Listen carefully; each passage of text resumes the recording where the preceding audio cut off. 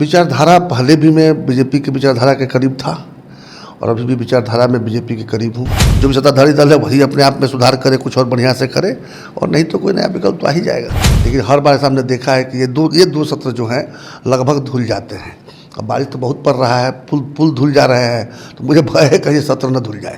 तो ये कहीं ऐसा न हो कि चले बिहार सुधारने और देश ही बिगड़ जाए। कोई भी बिहारी अगर बिहार में कुछ अच्छा करने के लिए प्रयास करेगा तो शरीर से नहीं तो कम से कम मन से समर्थन तो रहेगा ही। नमस्कार, स्वागत है आपका देशवाणी न्यूज में और मैं आपके साथ राजनंदिनी। देखिए, विधानसभा चुनाव होने वाले, अभी से ही सियासत तेज हो गई है और लगातार जितने भी पक्ष और विपक्ष है एक दूसरे पर हमलावर नजर आ रहे हैं। आपको बता दें कि विधानसभा को लेकर अभी से ही तैयारियों में जितने भी राजनीतिक दल हैं जुट गए हैं। इस पूरे मुद्दे पे बातचीत के लिए हमारे साथ एमएलसी सच्चिदानंद राय हैं। सर, क्या कुछ कहना चाहेंगे? पहले तो आप निर्दलीय खड़े उतरते हैं, फिर थोड़ी थोड़ी आपकी रुझान बीजेपी की तरफ दिखाई देती है। क्या आप फिर से बीजेपी में जाने की कोई तैयारी? देखिए, आप एक बात तो जानती ही हैं कि मैं 2013 से 2022 तक मैं भाजपा में ही था और पहली बार मैं एमएलसी बना था तो भाजपा के समर्थन से ही बना था। 2022 में किन्हीं कारणों से, हालांकि मैं 6 महीने से तैयारी में था, मैंने तैयारी मुकम्मल कर लिया था, मैं पूरा आश्वस्त था कि जीतने जा रहा हूँ, तभी किन्हीं कारणों से मेरा टिकट कट गया, या यूँ कहिए कि मुझे टिकट से वंचित किया गया। उस समय परिवार का भी दबाव था, हमारे क्षेत्र के मतदाताओं का भी दबाव था कि नहीं, मुझे नामांकन भरना चाहिए, और यूँ कहिए कि वो लोगों के दबाव में नामांकन भरा। और पिछली बार तो मैं 52% वोट पाकर जीता था जब मैं भाजपा में था। इस बार वो वोट प्रतिशत बढ़ के 56% हो गया। तो निश्चित रूप से निर्णय सही साबित हुआ। राजनीति में है, चुनावी राजनीति में है, तो हमारा हक बनता है कि हम चुनाव लड़ें। उस हक का मैंने ये किया। विचारधारा पहले भी मैं बीजेपी की विचारधारा के करीब था और अभी भी विचारधारा में बीजेपी के करीब हूँ। एक आध बातों पर सहमति हो सकती है, लेकिन राजनीति में हर कुछ 100% तो मिलता नहीं है। और जहाँ तक बीजेपी में जाने का सवाल है, आपको पता होना चाहिए कि मैं निर्दलीय हूँ। अभी मेरा 4.25 साल कार्यकाल बचा हुआ है। तो स्थिति ऐसी है कि अगर कोई भी दल में ज्वाइन करता हूँ तो मेरे वो कार्यकाल मुझे त्यागना पड़ेगा मुझे, क्योंकि शेड्यूल 10 में है दल बदल कानून जो है, उसके आधार पर मेरी सदस्यता चली जाएगी। तो निश्चित रूप से मैं ज्वाइन तो नहीं कर सकता, हाँ, लेकिन समर्थन देने से कोई रोक भी नहीं सकता। अलायंस के पार्टनर के रूप में मैं समर्थन दिया मैंने। और लोकसभा के चुनाव में आपने देखा कि जिस तरह से शाहाबाद के और उसके आसपास की 6-7 सीटें डिस्टर्ब हो गई एक गलती के चलते, उस तरह से यहाँ भी गलती हुई थी। सारण में भी, सारण चंपारण की सीटें भी डिस्टर्ब हो जाती यदि मैं विरोध करता। लेकिन मुझे देखना था कि देश जो है वो नरेंद्र मोदी जी के हाथों में काफ़ी सुरक्षित है।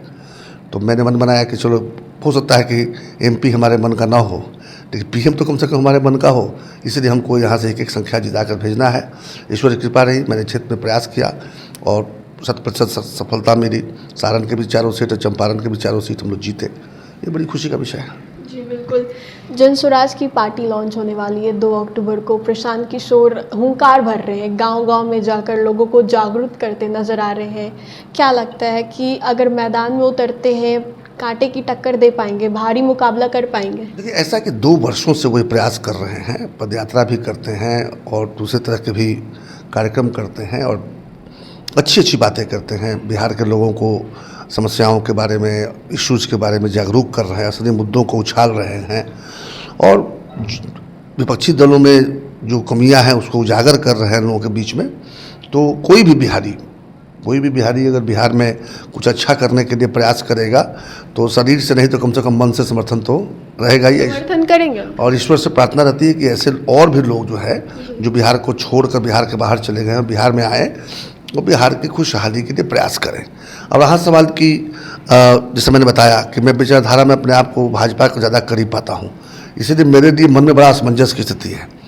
तो ये कहीं ऐसा न हो कि चले बिहार सुधारने और देश ही बिगड़ जाए।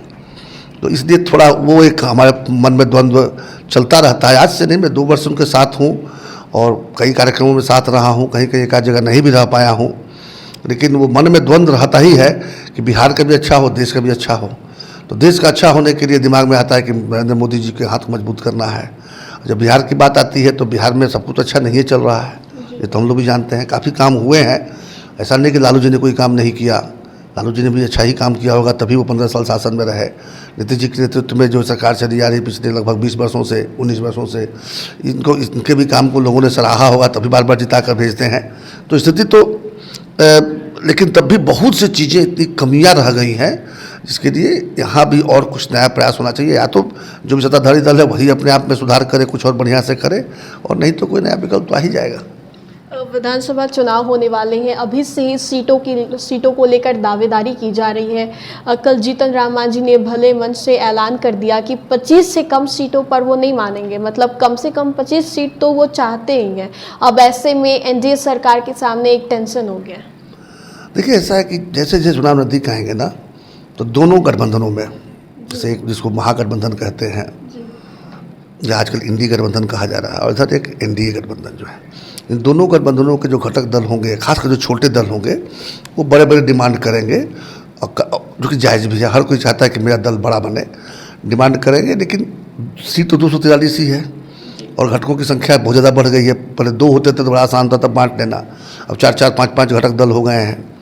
कुशवाहा जी भी हैं, मांझी जी भी हैं, और भी चिराग जी की पार्टी है, पारस जी भी समर्थन में है। पारस जी को लोकसभा की सीटें भले न मिले, हो सकता है कि विधानसभा की सीटों के लिए भी डिमांड करें।